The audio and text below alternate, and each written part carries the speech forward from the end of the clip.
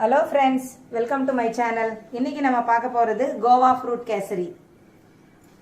அதுக்கு தேவையான பொருட்கள் sugar 1.5 கிலோ, 1/2 kg ரவை, பைனாப்பிள் 50 கிராம், முந்திரி 200 gram, Goa 200 gram, dry grapes 50 gram, 2 apple, seedless grapes வந்து ஒரு 100 கிராம்ஸ் வச்சுக்கலாம். இது ஒரு 2 ஸ்பூன் ஏலக்காய் பவுடர் நான் வந்து பொடி பண்ணி வச்சுட்டு இருக்கேன் ஆல்ரெடி. ஏலக்காய் பவுடர் வந்து 2 ஸ்பூன், தேவையான அளவு ஃபுட் கலர், பைனாப்பிள் எசன்ஸ் தேவையான அளவு போட்டுக்கலாம். இப்போ ஃப்ரூட் கேசரி எப்படி செய்யறதுன்றதை நம்ம பார்க்க போறோம். இப்போ நெய் ஒரு 300 கிராம் ஊற்றிட்டு, ரீஃபைண்ட் ஆயில் ஒரு 100 கிராம் ஊற்றி நம்ம தேவையான இதை சூடு ஆகிற வரைக்கும் பண்ணிட்டு ரவையை வந்து இதிலேயே கொட்டி கலரிடணும்.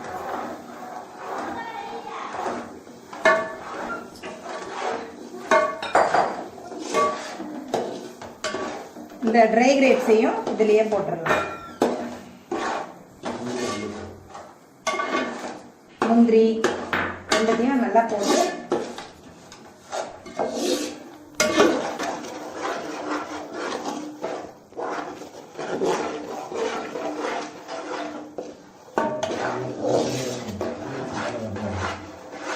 திராட்சை எல்லாம் நல்லா மேலே வர வரைக்கும் நம்ம வந்து இதை வந்து கலக்கினே இருக்கணும். நல்லா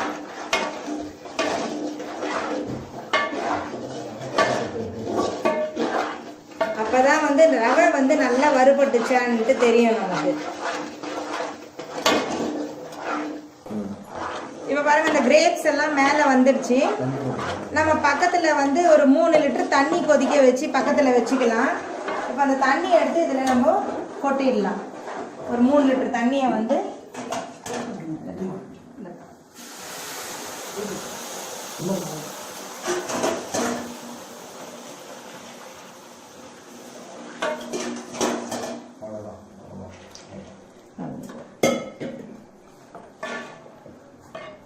நல்லா கலக்கிட்டு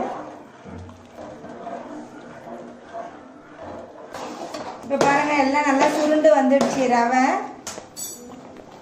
நல்லா வெந்துடுச்சு.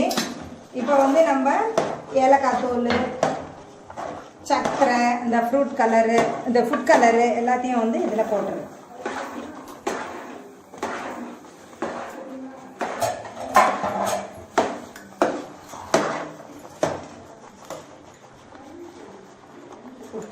இது ஏலக்காய் பவுடர்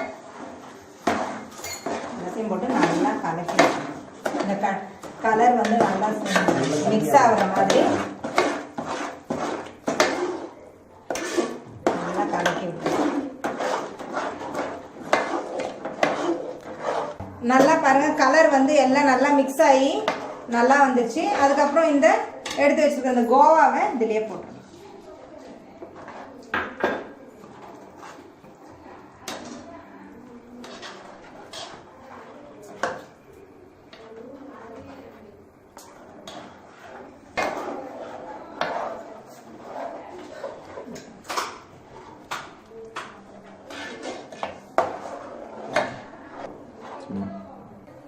இப்போ சர்க்கரை போட்டோன்னே எல்லாம் வந்து கொஞ்சம் லிக்விடாக மாறி இருக்கு. இன்னும் கொஞ்சம் நேரம் பொறுத்து நம்ம பார்த்தோம்னா அழகாக கேசரி வந்து ரெடி ஆகிடும். இப்போ பாருங்க, இந்த மாதிரி நல்லா பபுள் வந்த பிறகு நம்ம இறக்கணும்னா தான் கேசரி வந்து நல்ல ஒரு ஃபார்மில் இருக்குங்க. இல்லைன்னா நீங்கள் அப்படியே தண்ணியாகவே இருக்கும். முதல்ல இறக்கிட்டிங்கன்னா இந்த மாதிரி தண்ணியாக இருக்கும். இப்போ பாருங்க, இதை வச்சுட்டு நம்ம என்ன பண்ணலாம், நல்ல பபுள்ஸ் எல்லாம் வந்துருச்சு பாருங்க, கொஞ்சம் கெட்டி ஃபார்ம்ல இருக்கு. இப்போ நம்ம இந்த வச்சிருக்கிற ஃப்ரூட்ஸ், கிரேப்ஸ், பைனாப்பிள், ஆப்பிள் மூணுத்தையும் நல்லா போட்டு மிக்ஸ் பண்ணிட்டு ஸ்டவ்வை வந்து ஆஃப் பண்ணிடலாம். லாஸ்டா பாத்தீங்கன்னா கொஞ்சம் நெய் ஆட் பண்ணிடலாம் டேஸ்டுக்காக.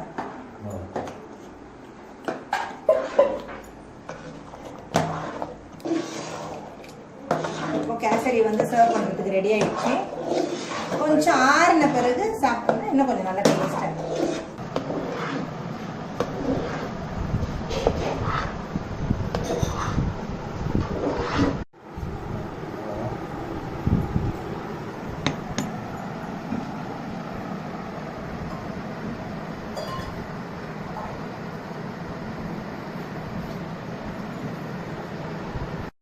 உங்களுக்கு இந்த வீடியோ பிடிச்சிருந்தா லைக் பண்ணுங்க, ஷேர் பண்ணுங்க, கமெண்ட் பண்ணுங்க.